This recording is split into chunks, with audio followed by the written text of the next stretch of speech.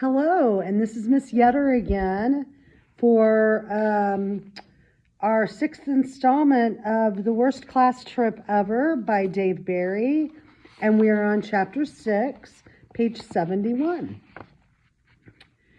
For a few seconds, Matt and I just stared at each other's frozen faces in the flickering TV light. Finally, Matt said, "Oh my God, what do we do?" I put my finger in front of my mouth. Shh.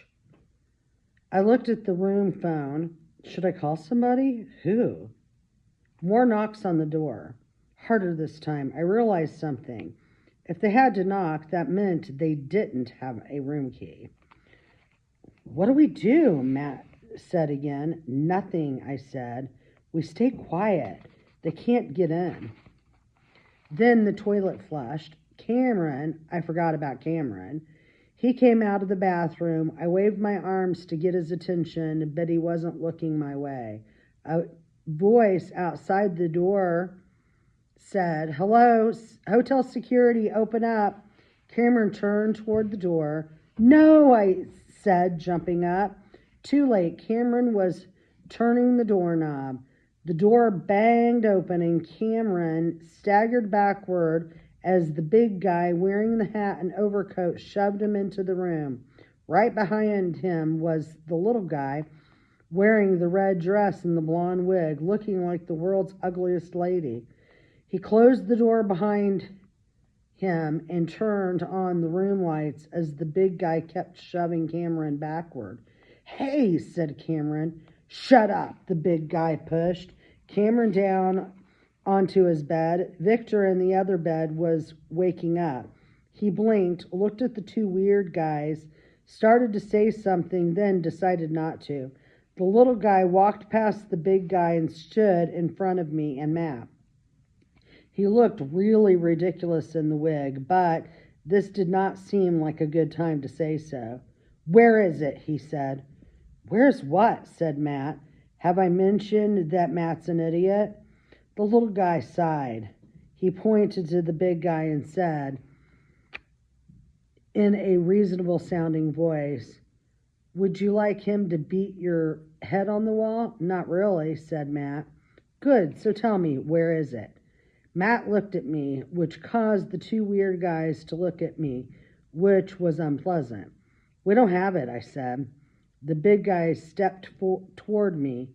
This was even more unpleasant.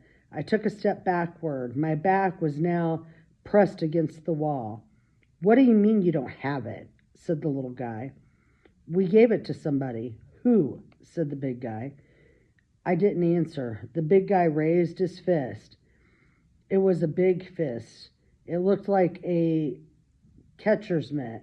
I raised my hands in front of my face. Who did you gave it to?" the big guy said. "Tell me now."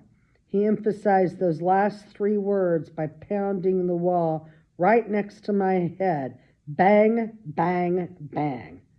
"Next time," he said, "I don't hit wall."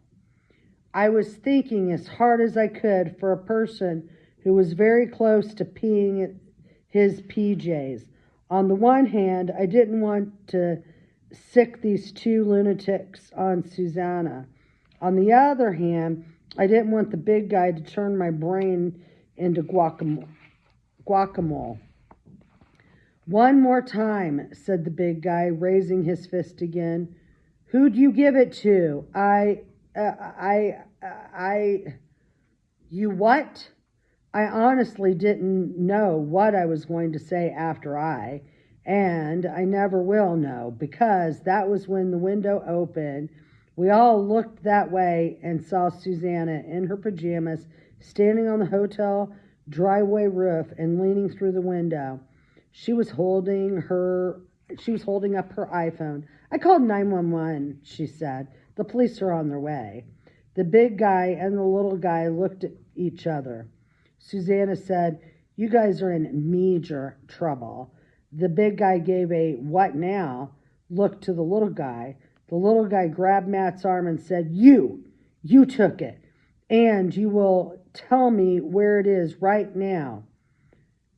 "It's not in this room," said Matt. "Where is it?" Right then we heard a siren, whoop, whoop, nearby. Everybody looked toward the window. "Told you," said Susanna. The big guy went over to the little guy and said, "We must go." The little guy looked really unhappy. Whoop, whoop. The siren was closer. "Okay," said the little guy. "We're going, but we are taking you." He yanked Matt toward the door. "Hey," said Matt. "Let him go," yelled Susanna. She was climbing through the window. Matt was still struggling and yelling. The big guy walked over and reached his hand back like he was about to hit him. Matt stopped struggling. "No more noise," the big guy said, "or you get hurt." He grabbed Matt's shoulders and shoved him toward the door. Whoop, whoop. Susanna was in the room now. "You let him go," she shouted. It occurred to me that she wasn't just taller than me, she was also way, way braver. The little guy turned around and looked at her, then me, Cameron, and Victor. "We will let him go when you give it back." He looked down and saw an iPhone on the sofa bed. He picked it up. "Is this yours?" he said to Matt. Matt nodded. He was crying, trying not to make noise, tears dripping off the end of his nose. The little guy turned back to the rest of us. "If you tell the police anything about us, anything, you will never see your friend again. You understand?" He looked around at us. "You understand?" We all nodded. Cameron also farted, but I think it was just nervousness. The little guy held up Matt's phone, looked right at me, and said, "We will message you. You will do what we say." Then they were pushing Matt out the door.